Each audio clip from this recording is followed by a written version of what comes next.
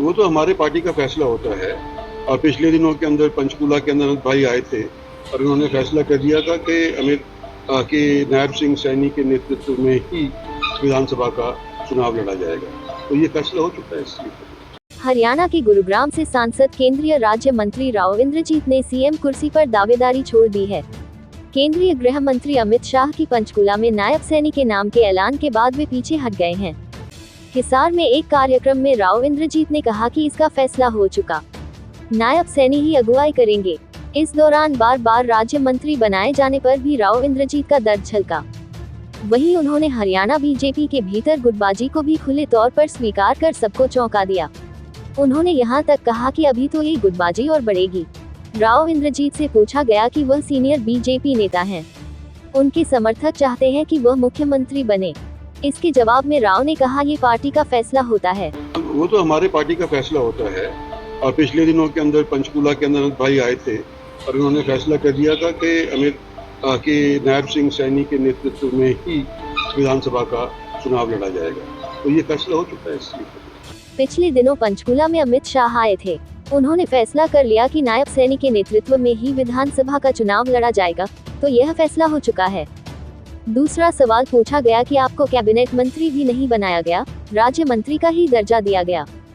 इस पर राव इंद्रजीत ने कहा, जी हाँ, रोष तो है ही। सबसे पुराना बार बार राज्य मंत्री बनने वाला कोई है तो वह शायद मैं ही हूँ। तीसरे सवाल में पूछा गया कि बीजेपी में गुटबाजी हो रही है, गुरुग्राम में आपको इसका सामना करना पड़ा। राव इंद्रजीत ने कहा, हर पार्टी में थोड़ी बहुत होती है, कांग्रेस में भी गुटबाजी है। मैं वहाँ रह चुका हूँ, 34 साल मैंने कांग्रेस में गुजारे, वहाँ भी गुटबाजी का शिकार रहा, यहाँ पर भी गुटबाजी हो रही है। बीजेपी नई पार्टी है, जैसे और टाइम गुजरेगा हरियाणा में और गुटबाजी उभर कर आएगी। राव इंद्रजीत गुरुग्राम से कांग्रेस के राज बब्बर को हराकर छठी बार सांसद बने। जीत के बाद राव इंद्रजीत ने समर्थकों को संबोधित किया, जिसमें राव इंद्रजीत सिंह ने कहा, हरियाणा के इलेक्शन के लिए हमने तैयारी करनी है, जो हमसे रूठ गया उसे मनाना है। दक्षिणी हरियाणा के जरिए ही सत्तासीन होना है, हमें संगठित होकर मजबूत रहता है। उनके सत्तासीन होने के बयान को सीएम कुर्सी से जोड़कर देखा गया। इसके बाद हिसार की यादव सभा ने मांग की कि राव इंद्रजीत को मुख्यमंत्री बनाया जाना चाहिए। राव इंद्रजीत छठी बार सांसद चुने गए हैं। केंद्र में पीएम नरेंद्र मोदी की अगुवाई वाली पिछली 2 सरकार में वह राज्य मंत्री रहे। इस बार उम्मीद थी कि उन्हें केंद्रीय कैबिनेट मंत्री बनाया जाएगा। इसके बावजूद वह केंद्रीय राज्य मंत्री स्वतंत्र प्रभार की बन पाए।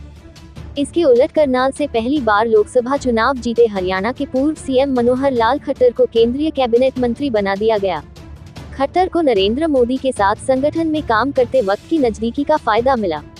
राव से पहले भिवानी महेंद्रगढ़ के सांसद धर्मवीर भी कैबिनेट मंत्री न बनाने का मलाल जता चुके हैं।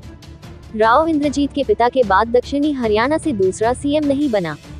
दक्षिणी हरियाणा में 14 सीटें आती है, इनमें 11 सीटें यादव बाहुल्य हैं। वहीं दक्षिणी हरियाणा ही सूबे की राजनीति का केंद्र रहा है। राव इंद्रजीत सिंह के पिता राव बीरेंद्र सिंह ऐसे पहले नेता थे जो इस इलाके से मुख्यमंत्री बने। इसके बाद इस इलाके से कोई दूसरा नेता सीएम पद तक नहीं पहुंचा। राव इंद्रजीत सिंह अपने पिता की राजनीतिक विरासत को आगे बढ़ा रहे हैं।